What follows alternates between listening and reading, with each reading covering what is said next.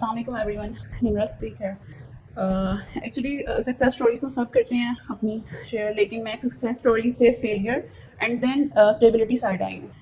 3 साल पहले मैंने अपनी जर्नी को स्टार्ट किया था, फॉर्म इनेबलर्स और वीडियोस वगैरह देखी, कोर्स ज्वाइन किया एंड देन 1 ईयर मैंने अपनी सक्सेस मतलब जिसको कहते हैं कि जर्नी स्टार्ट कर ली, क्लाइंट्स मिलने स्टार्ट हो गए।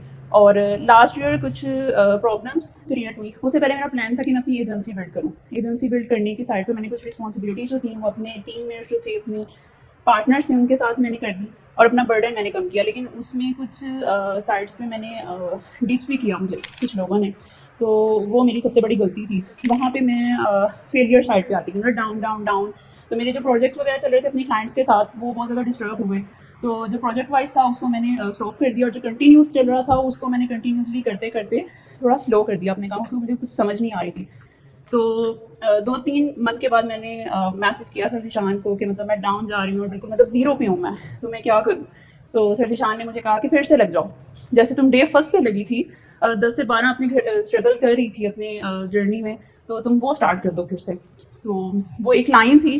तो उस टाइम को मैंने बहुत ज़्यादा सोचा कि ये क्या सीन है कि मैं फिर से 10-12 घंटे की ड्यूटी अपनी स्टार्ट कर दूँ। सो आई रियलाइज़ कि आपको अपने लिए खुद करना चाहिए, कोई आपके लिए नहीं आके करेगा, कोई एफर्ट नहीं करेगा। तो मैंने अपनी जो ड्यूटीज़ थी उनको मैंने कुछ कैटेगराइज कर दिया। सबसे पहले तो मेरी पर्सनल ग्रोथ थी कि मैं अपनी पर्सनल ग्रोथ करूँ, उसमें मेरी हैबिट्स थी, एक्टिविटीज़ थी, स्किल्स थी, अपनी कम्युनिकेशन और मतलब अपनी मेंटल हेल्थ सबसे ज़्यादा जो थी वो उसको कंट्रोल करूँ। और क्योंकि मैं अगर मेंटली हेल्थी नहीं होती तो मैं अपनी ड्यूटीज़ को भी नहीं पूरा कर सकती। सो मेंटली मैंने अपने आप को थोड़ा सा अच्छा किया, स्ट्रेस मैनेजमेंट की एंड देन मैंने कुछ प्रोजेक्ट्स थे उन पे जो कंटिन्यूस है उन पे वर्किंग स्टार्ट कर दी। आप लोगों के कोई क्वेश्चंस हैं इससे आप लोग करना चाहते हैं कि क्या प्रॉब्लम है और कैसे सॉर्ट आउट किए गए, तो वो क्वेश्चन आंसर जो है वो आप इनसे प्लीज जो है वो करें। अस्सलाम वालेकुम, मेरा नाम हिरा है। मेरा क्वेश्चन ये है कि आपने बोला कि आपकी जर्नी स्टार्ट अच्छी हुई थी, क्लाइंट मिला, आपने काम किया, उसके बाद आप फेलियर की तरफ चली गई, तो उसकी वजह क्या बनी? आपको क्या लगता है कि जिस वजह से आप फेलियर की तरफ चली गई? एक्चुअली एक क्लाइंट नहीं था, मैं 10 से 12 जो अपने टीममेट्स थे उनको रिमोटली मैं मैनेज कर रही थी, और जो मेरे क्लाइंट्स थे उनको भी मैं रिमोटली देखती थी, कोई ऑफिस बेस नहीं था। लेकिन मेरी जो सबसे बड़ी गलती थी वो थोड़ा ट्रस्ट था जो मैंने कुछ अपने टीममेट्स पे किया, और कुछ जो मेरी ड्यूटीज़ थी मैंने उनको हैंड ओवर कर दी, क्योंकि मैं अपनी एजेंसी लॉन्च करी थी, अपना बर्डन डिवाइड करी थी मैं।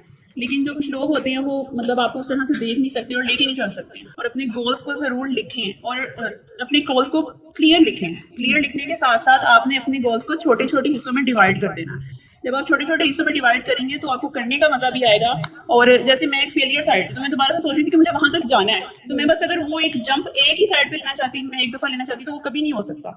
मैं अपने गोल्स को मतलब तोड़ा और उनको छोटी छोटी चीजों में डिवाइड कर दिया मैंने, एंड जो मेरी कंप्लीट हो रही थी मैं उनको कट करती गई और अगेन स्टेबिलिटी की साइड आई हूँ मैं। ठीक है, तो आपने बेसिकली आपने मैनेज किया सारा कुछ। हाँ, वर्क मैनेजमेंट। टीम मेंबर्स भी फिर आपने चेंज किए? हाँ, मैंने ओवरऑल अपनी टीम मैंने अपनी चेंज कर दी। मैंने अपनी नेटवर्किंग अगेन की। अभी जो मेरी टीम चल रही है वो ऑल ओवर द पाकिस्तान चल रही है।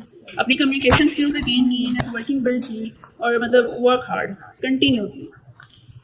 Thank you. सबसे पहले तो आप मुझे ये चीज़ बताएं कि आप किस बिजनेस मॉडल पे काम कर रही थी, मतलब जो एजेंसी आप बिल्ड करना चाह रही थी वो किस बिजनेस मॉडल के बेस पे? उस टाइम पे तो मैं अमेज़न पीयर और होलसेल को लेकर चल रही थी। सो मार्केट जो है वो काफ़ी डिस्टर्ब भी हुई थी उस टाइम पे, आप सबको पता होगा अमेज़न काफ़ी डिस्टर्ब हुआ था।